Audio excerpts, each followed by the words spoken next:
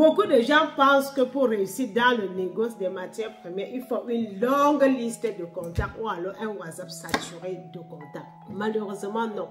Pour construire un bon réseau, il faut beaucoup plus que ça. Sinon, tu risques de te fermer des portes aux grandes opportunités. Dans cette vidéo, je vais vous dévoiler les secrets les plus fréquents à éviter afin de multiplier les opportunités dans ton business. Bienvenue sur la chaîne de José Kameni by Négoce. Ici, nous parlons de l'entrepreneuriat, du mindset et surtout du négoce des matières premières africaines. Et si tu es passionné par la vente d'un produit de chez toi, tu es au bon endroit. Alors, je t'invite à t'abonner si ce n'est pas encore fait et surtout de partager afin que ça puisse toucher un grand nombre de personnes. Revenons dans le but du sujet. Parlant des erreurs à éviter, quand j'ai commencé, j'ai commis ces erreurs. J'ai commis ces erreurs dans ma manière de réseauter. J'avais beaucoup de contacts, mais malheureusement aucun contact sérieux. Je ne savais pas que les bons contrats se signaient autour d'un dîner, autour d'une table de conférence. Mais le jour que j'ai compris cela, tout a basculé en ma faveur.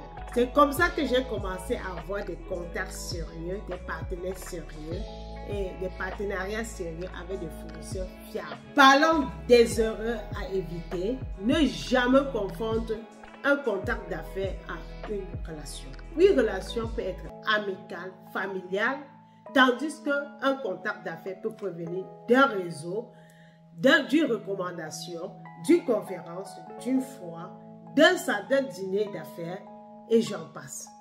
Le réseau n'est pas seulement collectionner des cartes de visite, c'est construire une relation solide. Erreur numéro 2, le manque de suivi après la première rencontre. Vous avez rencontré un partenaire d'affaires lors d'une foire internationale. Vous avez rencontré un fournisseur ou pourquoi pas un acheteur. Mais aux premiers échanges, vous devez, après quelques jours, manifester l'intérêt. Vous devez manifester votre intérêt en envoyant des emails, en passant de coups de fil. Pourquoi pas demander un rendez-vous sur le site afin de créer un état de confiance, afin de manifester votre intérêt de travailler avec. Car il faut toujours donner avant de recevoir. Erreur numéro 3.